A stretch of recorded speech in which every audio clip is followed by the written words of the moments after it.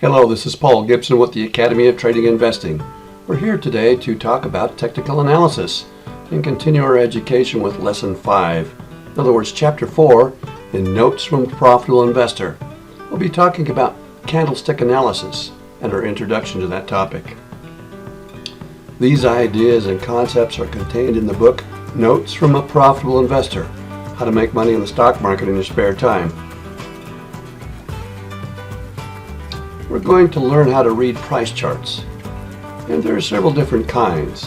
One is known as a mountain chart, another is known as the OHLC or open, high, low, close chart, and of course the more popular candlestick charts. There are other types available out there, but these are the three most common. We'll take a look now at a mountain chart. As you can see, that the stock prices go up and down, and it looks like mountains in the distance. The black lines indicate bullish, or in other words, upward function. The red lines indicate bearish or downward function.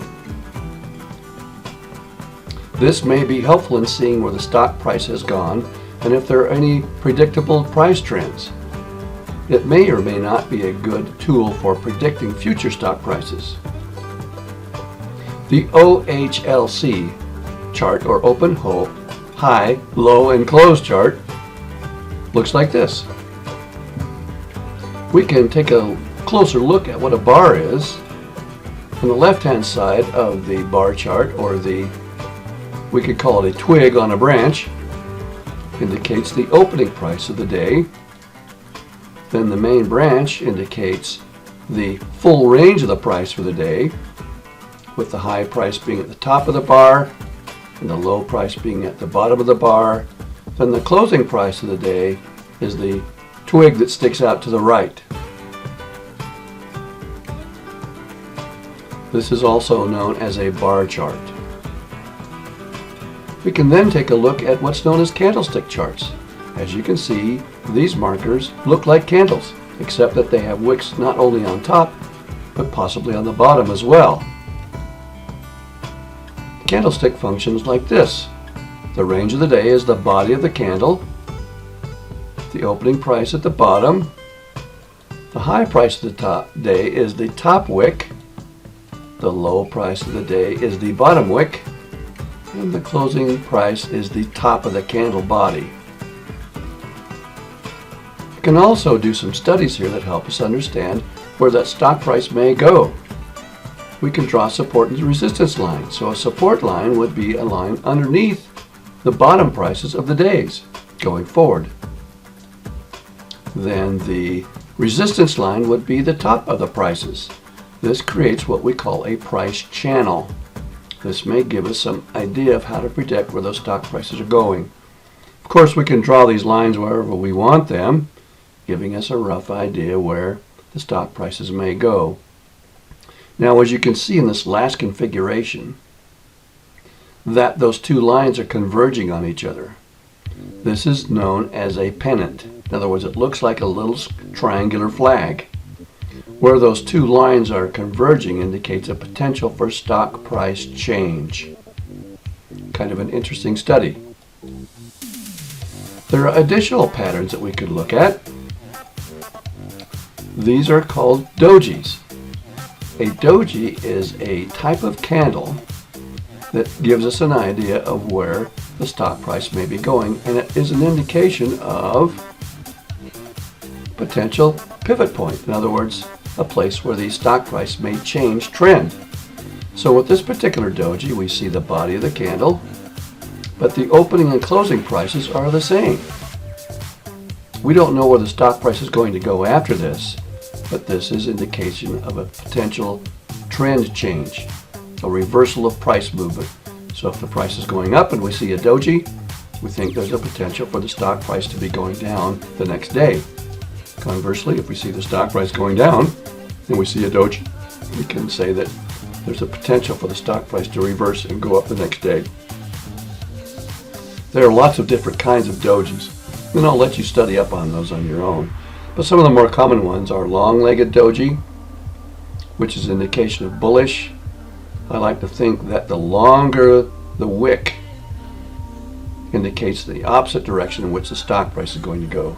So I would expect that perhaps the stock price would go up tomorrow. And a very strong bullish doji would be the dragonfly, with the bottom wick very long, strong potential for the stock price going up. And of course the gravestone doji is a strong bearish indication that stock price may change trends and go down tomorrow.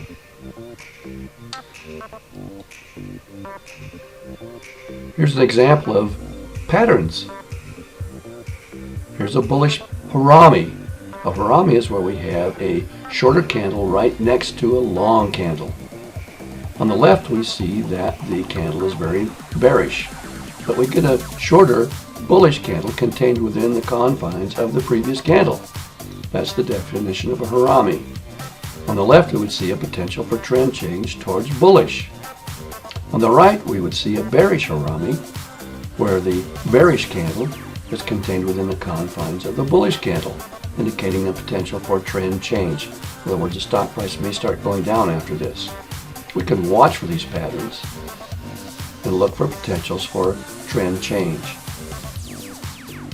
I would suggest that you go to stockcharts.com/chartschool. There's a candlestick dictionary there. There are many more patterns demonstrated there. I would suggest that you not try necessarily to memorize the names of the patterns, but you begin to understand what those patterns are telling you for potential price movement. Here's a couple of patterns that are interesting. They're called motobozus. A motobozu is a candle that's very much longer than all the other candles around it, and it has no top or bottom wick. Now, there could be a variation on that with very short wicks, but generally speaking, by true definition, a motobozu does not have wicks.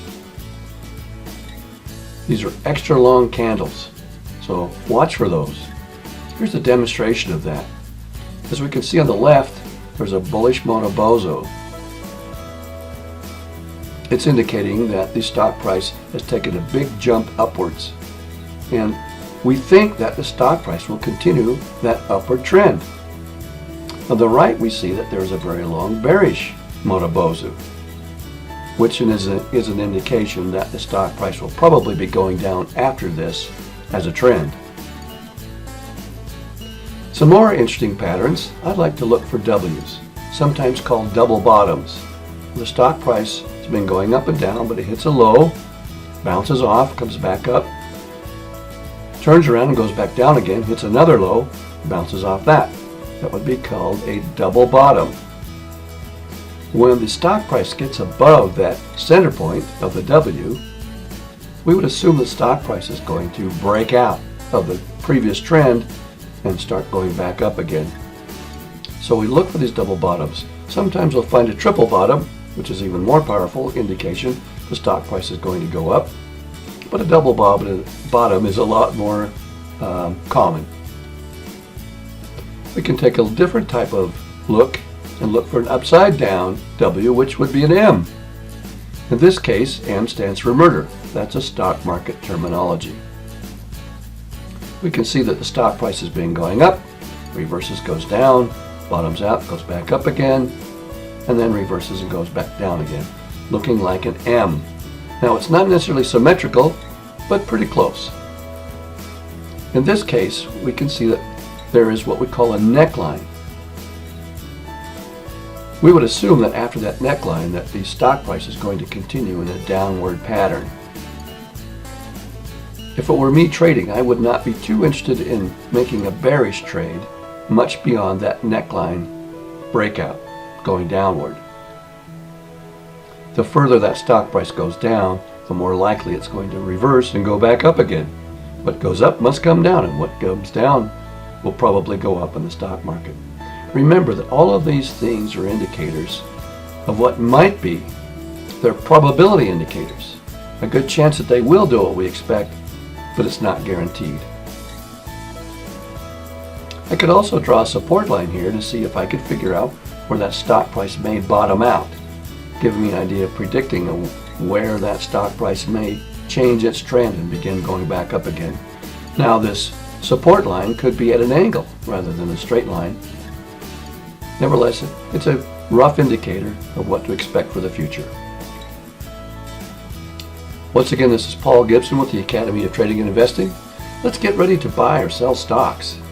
Let's study up. Let's get prepared. Start practicing today.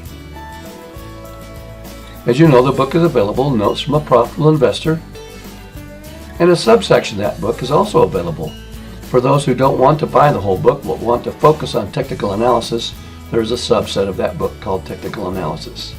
They're available on Amazon.com, and also some additional articles and videos and great information on www.academyofti.org. We'll look forward to seeing you in our next lesson.